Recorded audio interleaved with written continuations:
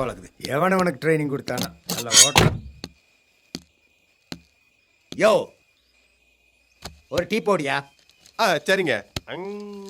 அதென்ன ரொம்ப நேரமா படிச்சுட்டு இருக்கிறான். அதுல அப்படின்னு பெரிய நியூஸ் வந்திருக்கு. காலையில் நம்மளும் பார்த்தோம்ல, ஒன்றும் இல்லையே.